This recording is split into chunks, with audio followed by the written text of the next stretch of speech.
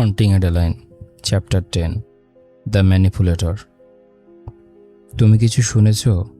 আমি জিজ্ঞাসা করি। ফোনটা ঘাম দিয়ে ভিজে যাচ্ছে। আর্চ আমার দোরগোড়া থেকে নিখোঁজ হওয়ার পর থেকে একটানা উৎকণ্ঠায় ভুগছি। কেউ তাকে খুঁজে পায়নি। দয়া ফোনে উত্তর দেয়। গত রাতের ঘটনা বলার পর থেকে দয়া নিজে আর্চের নিখোঁজ হওয়ার বিষয়টি খুঁজে দেখছে, কারণ সে পুলিশের উপর কিছুই ছেড়ে রাখে না। কিন্তু দয়ার কাছে খুব বেশি তথ্য নেই। সে আর্চের পরিচিত শত্রুদের সিস্টেম হ্যাক করেছে, তাদের ক্যামেরা, ফোন, ল্যাপটপ আর গাড়ির জিপিএস। যেমনটা আমরা সন্দেহ করছিলাম, তাদের আর্চের নিখোঁজ হওয়ার সঙ্গে কোনো যোগসূত্র নেই, অন্তত যেটুকু আমরা খুঁজে পেয়েছি। ওকে নিয়েছিল আমার ছায়া, আর তার পরিচয় না জানলে আর্চকে খুঁজে পাওয়ার কোনো উপায় নেই। আমি বিশ্বাস করতে পারছি না এটা ঘটছে। আমি কার্যত এই মানুষটাকে মৃত্যুর দিকে ঠেলে দিয়েছি। বলি, চোখে জল এসে পড়ছে। বেবি, এটা বলাটা আমার খারাপ লাগছে, কিন্তু আমি মনে করি না এটা সবচেয়ে খারাপ যা হতে পারত।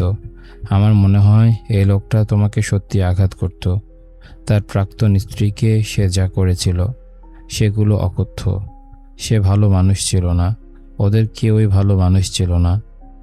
দয়া থেমে যায়, আর তার কথায় থামলেও আমি জানি সে লিউকের কথা ভাবছে। সে বলেছিল তাদের মধ্যে এক রাত দারুণ কেটেছিল, কিন্তু আর্চের চরিত্র জানতে পেরে সে ওকে ব্লক করে দেয়। যেমনটা সে ছিল তেমনটাই জানতে পেরে সে বলেছিল আর্চের মতো মানুষের সাথে যে বন্ধুত্ব রাখে সে নিজেও ভালো মানুষ নয়। এ ব্যাপারে আমি তেমন দ্বিমত পোষণ করতে পারি না। আমি গভীর শ্বাস নেই। জানি তুমি ঠিক বলছো। আমি শুধু পছন্দ করিনি যে সে আমার কারণে আঘাত পেল, হয়তো মারা গেল। ওর অনেক শত্রুদের মধ্যে একজনের হাতে ধরা পড়লে বরং ভালো হতো। হ্যাঁ, সেটাই বেস্ট কেস হতো। দয়া সম্মত হয়। বেস্ট কেস হতো একটা উত্তপ্ত রাত, এক হট ছেলের সাথে, যেখানে আমি বারবার অর্গাজম করতাম আর তারপর ওকে বিদায় জানিয়ে দিতাম। আমি হঠাৎ বলে ফেলি। সে এক মুহূর্ত থেমে থেকে বলে, হ্যাঁ ঠিক বলেছ, কিন্তু তা হতো না। এই ছেলের ইতিহাসের কারণে না, সে হিংস্র। আচ্ছা, আমার স্টোকারও তো হিংস্র, জানি। এই জন্যই তোমার জন্য আমি সিকিউরিটি সিস্টেমের ব্যবস্থা করছি। তুমি আরেকটা পরিসংখ্যানে পরিণত হবে না। যতটুকু হয়েছ তার বেশি নয়। যদি তুমি মারা যাও আমাকেও যেতে হবে, আর আমি আমার শরীরের প্রতি বেশ আসক্ত। এই জন্মে ভালো শরীর পেয়েছি। তার এই নাটকীয়তায় আমি চোখ ঘুরি।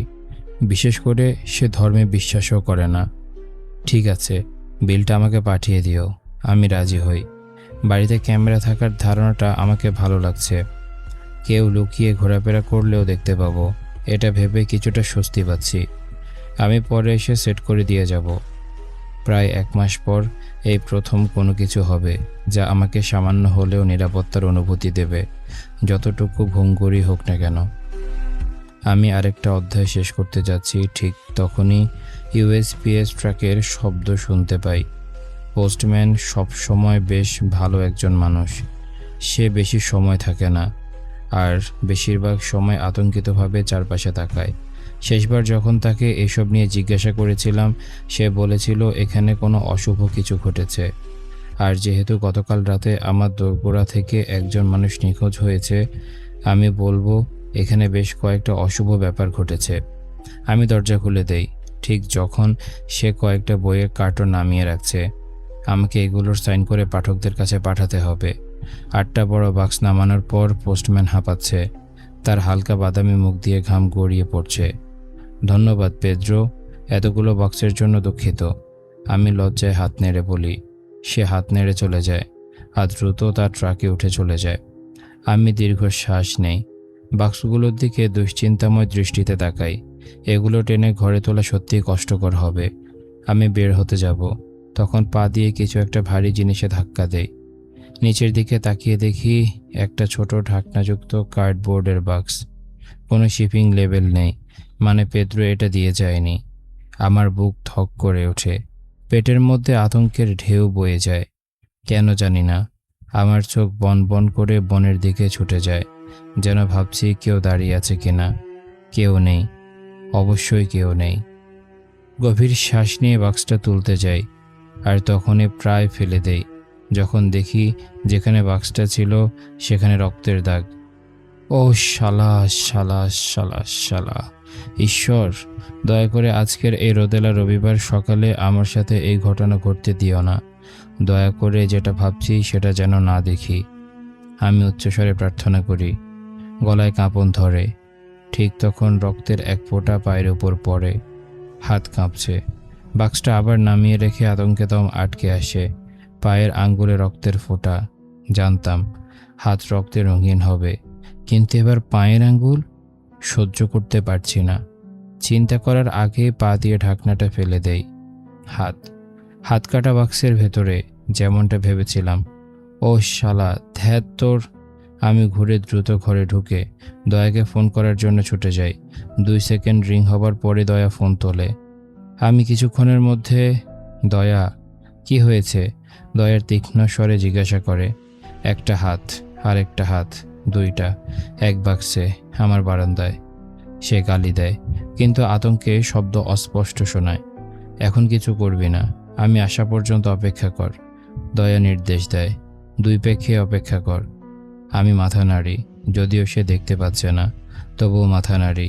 কোনো কথা না বলে ফোন কেটে দেই। আমি ওর কথাই শুনি। নার্ভ ঠান্ডা করতে 2 প্যাক বটকা খাই। তারপর গভীর শ্বাস নেই, ধীরে ধীরে ভিতরে বাইরে, যতক্ষণ না হৃৎপিণ্ডের ধাক্কা কমে আসে। বস্তুটা সত্যিই করেছে ও। আর্চের হাত পাঠিয়েছে। একটা অংশ জানতো ও মিথ্যা বলবে না, কিন্তু তাও বিশ্বাস করিনি। শালা! আমি পিসপিস করি। মাথা নিচু করে কাউন্টারের উপর ভর দেই। 20 মিনিট পর দয়া এসে যায়। গাড়ির চাকার আওয়াজে বুঝি কত দ্রুত এসেছে। গাড়ির দরজা সজোরে বন্ধ হয়। দরজা খুলে যায়। দেখি দয়া সে বক্সের দিকে তাকিয়ে আছে, চরম ঘৃণের দৃষ্টিতে। এই লোকটা একদম পাগল। দয়া থুতু ফেলে বলে। বাক্সটা তুলে হাতে থাকা হাতগুলো দেখছে। এগুলো নিশ্চিতভাবে আর্চের। ওর আঙ্গুলে সে বিরক্তিকর তারকা ট্যাটু আছে। আমি অবাক হই। ও কিভাবে জানে? কিন্তু কিছু জিজ্ঞাসা করার মতো অবস্থায় নেই। এখানে একটা নোট আছে, দয়া বলে। রক্তমাখা কাগজটা বের করে সাবধানে খুলে দেখে 2 সেকেন্ডে পড়ে ফেলে। তারপর আমার দিকে এগিয়ে দেয়। আমি রক্ত না লাগা কোণ ধরে নোটটা নেই। তুমি যখন পুলিশ ডাকবে আমি তোমাকে শাস্তি দেব, তবে এইবার ছাড় দিলাম। ওদের পরের বার কষ্ট পেতে হোক, ছোট ইঁদুর। এই লোকটা কি মজা করছে? আমাকে শাস্তি দেবে? কাটা হাত পাঠানো কি রকম শাস্তি, হারামজাদা? সে পুলিশকে খুনের হুমকি দিচ্ছে। আমি শ্বাসরোধ হওয়া গলায় বলি, দয়া। গলায় কষ্ট নিয়ে হাতগুলোর দিকে তাকায়। তোর এবার কথা শোনা উচিত, দয়া ধীরে বলে। আমি তাকাই, একমত হই। এই লোকটা খুবই বিপজ্জনক। পুলিশের উপর দায়িত্ব দিতে চাইলেও 2টা সমস্যা আছে। আমি বিশ্বাস করি না ওরা তাকে ধরতে পারবে, আর দ্বিতীয়ত আমার কারণে অন্য কেউ আঘাত পাক, এটা আমি সহ্য করতে পারবো না। আমি কি করব দয়া? আমি জানি না। আমি পিসপিস করি, গলায় কাঁপন। দয়া বক্স রেখে আমাকে জড়িয়ে ধরে। আমি এক বন্ধুকে ডাকছি, সিকিউরিটি ক্যামেরার অ্যালার্ম লাগিয়ে দেবে। সাধারণত আমি বলতাম পুলিশ ডাক, কিন্তু এবার জানিস আমি পুলিশের বিষয়ে কী ভাবি? তবুও বলছি। ওরা তোর উপকার করতে পারবে না। কিছু যোগাযোগ আছে, হয়তো একজন বডিগার্ড হায়ার করা যাবে। আমি মাথা নাড়ি। যাতে সেও মরে? দয়া বিরক্ত মুখ করে। কোনো র্যান্ডম লোক হবে না, এডি। তুই যে সমস্যায় আছিস ওরা ততটা ভয়ানক হবে না। ঠিক? হয়তো, আমি বলি, কিন্তু বডিগার্ডের সাথে থাকা মানে আমি একটা দুর্বল মেয়ে। দয়ের চোখে বুঝতে পারি সে মনে করছে আমি বোকামি করছি। সত্যি, একজন খুনি আমাকে স্টক করছে। তারপরেও কি আরেকজন লোক সবসময় পেছনে থাকবে? জানি না সেটা কতদিন চলবে। আমি দাঁত চেপে ধরি, বিরক্তিতে। আমি চাই না এমন বাঁচতে, এক অদৃশ্য দানব আর এক দেহরক্ষী নিয়ে। তুই মনে করিস আর্চ মারা গেছে? আমি জিজ্ঞাসা করি, গলায় কাঁপন লুকিয়ে রাখতে পারি না। দয়া ঠোঁট চেপে ধরে। হতে পারে, আবার হতে পারে হাত কেটে ছেড়ে দিয়েছে সতর্ক বার্তা দিতে। আর্চ হয়তো আসবে বা আসবে না। আমি মাথা নাড়ি। বডিগার্ডের বিষয়টা পরে জানাবো, আগে দেখি অ্যালার্ম সিস্টেম কাজ করে কিনা।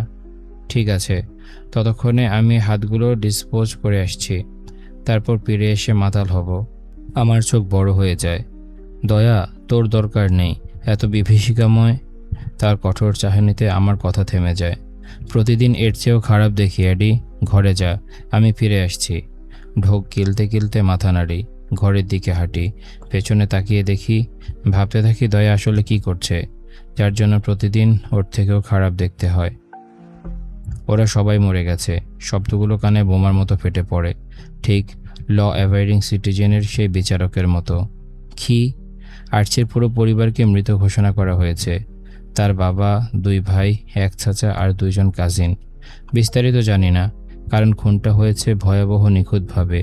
কোনো সাক্ষী নেই, কোনো প্রমাণ নেই, কিছুই নেই। হে আল্লাহ, তুমি কি মনে করো এটা সেই স্টোকারের কাজ? সে দীর্ঘশ্বাস ছাড়ে। ফোনের অন্য পাশে থেকেও বুঝতে পারি সে নাকের রিংটা ঘুরাচ্ছে। এটা বেশ বড়সড় ক্রাইম, কিন্তু অসম্ভবও না। আর্চ নিখোঁজ হওয়ার পর যখন তুমি পুলিশে ফোন করেছিলে, কনর নাকি প্রতিদ্বন্দ্বী গ্যাংদের উপর অভিযোগ ছুড়ে দেয়। পুলিশও মনে করেছে ওরাই করেছে, কিন্তু কোনো প্রমাণ না থাকায় কাউকে ধরা যায়নি। আমি চোখ বন্ধ করি। কপালের এক পাশে ব্যথা শুরু হয়। তাহলে স্টোকারই আর্চকে মেরেছে? সম্ভাবনা আছে, দয়া সাবধানে বলে। যদি আর্চ ফিরে আসতে পারত পরিবার খুন হওয়ার আগে, সে বলে যেত কে ওকে এই অবস্থা করেছে, তাহলে কোনো প্রতিদ্বন্দ্বীদের উপর ছড়া হতো না। তাই কনরের অভিযোগের ফলে বাকি সবাই মারা গেছে, এটা বলা যেতেই পারে। মাথার মধ্যে হাজারো অনুভূতি ঘুরছে, কোনোটার অর্থ খুঁজে পাচ্ছি না। আমি ভয়ানকভাবে আতঙ্কিত যে আমার ছায়া একজন মানুষকে হত্যা করেছে, কিন্তু সে খারাপ মানুষ ছিল। কিন্তু সেটা কি কিছু যায় আসে? আর সত্যি বলতে কি, আমার মনে হচ্ছে আর্চের অপরাধের কারণে না, বরং সে আমাকে ছুঁয়েছিল, তাই তাকে মারা হয়েছে। সত্যি বলতে দয়া, আমি কিছুটা স্বস্তি বোধ করছি। আর্চের পরিবার আর আমাকে খুঁজবে না। বলাটা স্বার্থপর শোনাচ্ছে জানি, তাহলে আমরা দুজনেই স্বার্থপর, কারণ আমি খুশি। দয়ার কথায় আমি হেসে উঠি। শোন, তালাভেরারা খারাপ মানুষ ছিল, শুধু আর্চ না, কনরের বিরুদ্ধেও ধর্ষণের অভিযোগ ছিল। আর ওদের বাবা হয়তো শিখিয়েছিল কিভাবে নারীকে মারতেও ধর্ষণ করতে হয়, কারণ তার রেকর্ড আরও ভয়াবহ। আমি মাথা নাড়ি, যদিও সে দেখতে পাচ্ছে না। আমি ওদের মৃত্যুতে কোনো দুঃখ অনুভব করছি না। আমি ফিসফিস করে বলি, তারপর আমার ফোন রাখি। দুজনের কাজ নিয়ে ব্যস্ত হই, কিন্তু আমার মন বারবার সরে যায়। তালাভেরাদের পরিণতি শুনে আমি দুঃখ পাইনি, তবুও মনের গভীরে একটা দুশ্চিন্তা রয়েছে যে আমার ছায়ায় হয়তো তাদের হত্যা করেছে। আর্চ নিখোঁজ হওয়ার 1 সপ্তাহ হয়ে গেছে, তবুও আমার ছায়ার কোনো খোঁজ নেই। মানে এই না যে সে আশেপাশে ঘোরাঘুরি করছে না, বরং সে তার উপস্থিতি জানান দিচ্ছে না। দয়ের বন্ধুরা এসে নতুন অ্যালার্ম সিস্টেম আর ক্যামেরা লাগিয়ে দিয়েছে, আর আমি লজ্জায় আছি যে কতবার চেক করছি প্রতিদিন। মনের মধ্যে একেবারে বোকা অংশটুকু ভাবছে নিরাপত্তা ব্যবস্থা থাকায় সে আর আসবে না। কিন্তু আমি যতই ভুল সিদ্ধান্ত নেই, অথচ খুব বেশি নেই, তাও এতটা বোকা না যে ভাবি সে আর এখানে আসবে না। আমি স্ট্রেচ করি, পিঠে খটখট আওয়াজ হয়। রান্নাঘরের বার স্টুল পিঠে কোনো সাপোর্ট দেয় না, তবুও সেখানে বসে লিখছি। আমি নতুন এক ফ্যান্টাসি উপন্যাস লিখছি, এক দাসত্ব থেকে পালানো মেয়ের গল্প। আর নিচের দেওয়া ডেডলাইন দ্রুত এগিয়ে আসছে। ঠিক তখনই উপরের দিক থেকে আসা একটা কড়কড় শব্দ আমাকে থামিয়ে দেয়। হৃদয় জোরে দৌড়াতে শুরু করে। আমি থামি, আর কোনো শব্দ শুনি কিনা তা শোনার চেষ্টা করি। কয়েক সেকেন্ড পার হয়, কোনো শব্দ নেই, শুধু ফার্নেসের হালকা গুনগুন আর জানালায় বৃষ্টি পড়ার আওয়াজ। আমি যখন ভাবছি হয়তো পাগল হয়ে যাচ্ছি, তখন আবার ঠিক উপরের দিক থেকে কড়কড় আওয়াজ হয়। আমি দম আটকে দাঁড়িয়ে যাই, ধীরে ধীরে স্টুল থেকে নামি। ধাতুর পায়ের ঘষার শব্দ টাইলের উপর কানে বাজে। আমি চোখ ছোট করে আওয়াজে বিরক্ত হই। শালা, স্পাই হলে তো মিশনের প্রথম দিনে মারা যেতাম। দ্রুত সিলভার ওয়্যারের ড্রয়ারে যাই, খুলে বুছার নাইফ তুলে নেই। এই অস্ত্র হাতে নেওয়া যেন আমার নিত্যদিনের রুটিন হয়ে গেছে, এবং এতে আমি বিরক্ত। ভাবতে সময় নেই। আমি সিঁড়ির দিকে এগিয়ে যাই, রেলিং ঘুরিয়ে সিঁড়ি বেয়ে উঠি। মনে মনে ভাবি, আমার জীবনের উপর যদি হরর মুভি হয় তার নাম কি হবে। হল ধরে এগোতে থাকি, খোলা ঘরগুলোর ভিতর উকি দেই, ছুরিটা সামনের দিকে ধরে থাকি। এই হলটা লম্বা আর চওড়া, 5টা বেডরুম এই তলায়। একটা খালি রুম থেকে বের হতেই হঠাৎ ঠক করে আওয়াজ হয়, মনে হয় আমার ঘর থেকে এসেছে। আমি দম বন্ধ করে হল ধরে এগোই, পায়ের আঙ্গুলে ভর করে হাঁটি। বলতে পারো ব্যালে নৃত্যশিল্পীরা কিভাবে করে। আমার ঘরের দরজা বন্ধ, রক্তে অ্যাড্রিনালিন ঢুকে যায় নেশার মতো। দরজাটা আগেও বন্ধ ছিল না। আমি দরজার সামনে দাঁড়িয়ে থাকি, যেন দরজার গায়ে মুখ ফুটে কিছু বলে দেবে কি ভেতরে আছে। সত্যি বলতে, দরজায় যদি মুখ হতো আর আমাকে সাবধান করত, ভালোই হতো। কারণ ভেতরে কি আছে তা না জানাটাই সবচেয়ে ভয়ঙ্কর। এটাই আমার হৃদয়কে দ্রুত কাঁপিয়ে তোলে, ফুসফুস আটসাট করে তোলে। দরজা খুললে কি আমি সে ছায়াটিকে দেখব? আমার জিনিসপত্র ঘাটছে। হঠাৎ মনে পড়ে, সে বিকৃত মানুষটা হয়তো আমার আন্ডারওয়্যার ড্রয়ার ঘাটছে। এই চিন্তায় আমার রাগে গা গরম হয়ে যায়, আর ভাবার আগে দরজায় ধাক্কা দেই। কেউ নেই। আমি ঘরের প্রতিটি কোণ চেক করি, তারপর ব্যালকনিতে গিয়ে দেখি কেউ নেই। হাঁপাতে হাঁপাতে ঘুরে দাঁড়াই, ঘরটা ভালো করে দেখি, যদি কোনো লুকানোর জায়গা থাকে। দৃষ্টি থামে ক্লোসেটের দিকে। আমি দ্রুত এগিয়ে গিয়ে দরজাটা এমনভাবে টানি যে প্রায় ট্রাক থেকে খুলে যায়। জামা কাপড়ের ভেতরে হাত ঢুকিয়ে খুঁজতে থাকি। কেউ নেই, কিন্তু আমি জানি আমি কিছু শুনেছি। ঘুরে দাঁড়িয়ে তাকাই, তখন চোখ চলে যায় বিছানার তলায় থাকা গিকির ডায়েরির দিকে। খোলা অবস্থায় পড়ে আছে। হয়তো ওইটা পড়ার আওয়াজই ছিল, কিন্তু এটা মেঝেতে এলো কিভাবে? রক্ত হিম হয়ে আসে যখন দেখি আমার পড়া ডায়েরি এখনও নাইট স্ট্যান্ডের উপরেই আছে। আমি গিগের বাকি 2টা ডায়েরি নাইট স্ট্যান্ডে নিরাপদে রেখেছিলাম, তাহলে এর একটি মেঝেতে এলো কীভাবে? আরেকবার ঘরটা সন্দেহের দৃষ্টিতে দেখে আমি বইটা তুলে নেই। খোলা অবস্থাতেই পৃষ্ঠের উপর চোখ বুলাই। তারিখ দেখে বুঝি গিগি মরার আগে যেটাতে লিখেছিল সেই শেষ বই। 3টি বই 2 বছরে বিস্তৃত। গিগি মারা গেছে 1946 সালের 20 মে। বইটা খোলা আছে মৃত্যুর 2 দিন আগে, 18 মের এন্ট্রিতে। সে ভয় প্রকাশ করছে, কিন্তু কাকে নিয়ে সেটা বলেনি। স্পষ্টতই সে ভয় পেত। আমি তার তাড়াহুড়োর লেখাগুলো পড়তে পড়তে বুকের ধড়ফড়ানি বেড়ে যায়। সে লিখেছে কেউ তাকে তাড়া করছে, ভয় দেখাচ্ছে। কিন্তু কে? সব কিছু ভুলে গিয়ে আমি বিছানার ধারে বসে শুরু থেকে পড়তে থাকি।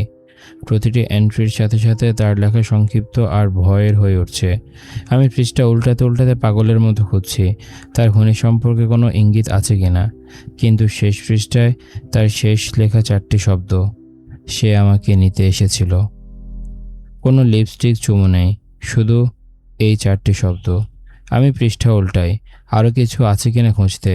আমার ভেতরেই ব্যাকুলতা। আর কোনো এন্ট্রি নেই, তবে আমি অদ্ভুত কিছু লক্ষ্য করি। স্পাইনের পাশ থেকে কাগজের ছেঁড়া টুকরো বের হয়ে আছে। আমি আঙ্গুল বুলাই। ডায়েরি থেকে একটি পৃষ্ঠা ছেঁড়া। সে কি গুরুত্বপূর্ণ কিছু লিখে পড়ে মুছে ফেলেছিল, যাতে কেউ জানতে না পারে? এই 3টে ডায়েরিতে অজস্র বেইমানি, যৌনতা আর ভালোবাসা লেখা, আর সে পুরুষের জন্য ভালোবাসা যে তাকে স্টক করত। আমি তাকিয়ে থাকি, কিন্তু কিছুই দেখতে পাই না। মা যখন চলে যায় তখন সে চেয়েছিল আমি তার কথা শুনে পার্সনস ম্যানার ছেড়ে দেই, কিন্তু সে চলে যাওয়ার পর শ্যানেলের আতর গন্ধ বাতাসে ভাসতে ভাসতে আমি সিদ্ধান্ত নেই আমি এই বাড়ি ছাড়ব না। নানির এই বাড়ির প্রতি হয়তো কোনো অদ্ভুত টান ছিল, হতে পারে, কিন্তু তার কাছে যদি এই বাড়ির মানে এত বড় কিছু হয়, তাহলে এটিকে ছেড়ে দেওয়া ঠিক হবে না। যদিও তার মানে আমি নিজেও এর সাথে অসুস্থভাবে জড়িয়ে গেছি। আর এখন সেই সিদ্ধান্ত আরও দৃঢ় হচ্ছে। এই বইটা মেঝেতে পড়ার কোনো কারণ নেই, তবুও পড়েছে। আমি জানি না এটা নানির কাজ নাকি গিগির, কিন্তু কেউ আমাকে এই এন্ট্রিগুলো পড়তে চেয়েছে। তারা কি চাইছে আমি গিগির খুনিকে খুঁজে বের করি? হায় আল্লাহ, 40-এর দশকে খুনের তদন্ত করা কত কঠিন ছিল ভাবতেই পারি না। আর খুনি কি এখনও বেঁচে আছে? হয়তো তার বেঁচে থাকা না থাকার কোনো ব্যাপার না। হয়তো গিগি চাইছে তার খুনের বিচার হোক, আর যে তার জীবন শেষ করে দিয়েছে সে প্রকাশিত হোক, মরে থাক বা বেঁচে। আমি কাঁপার শ্বাস ছেড়ে দেই, আঙ্গুল বোলাই সে 4টি শব্দের ওপর, সে আমাকে নিতে এসেছিল। এই ছিল আজকের পর্ব। কেমন লেগেছে তোমাদের কমেন্ট করে জানাও। দেখা হচ্ছে পরের পর্বে। ততক্ষণ পর্যন্ত সবাই ভালো থাকো, সুস্থ থাকো। আজকের মতো আমি তারিফ এখানে বিদায় নিচ্ছি। আল্লাহ হাফেজ।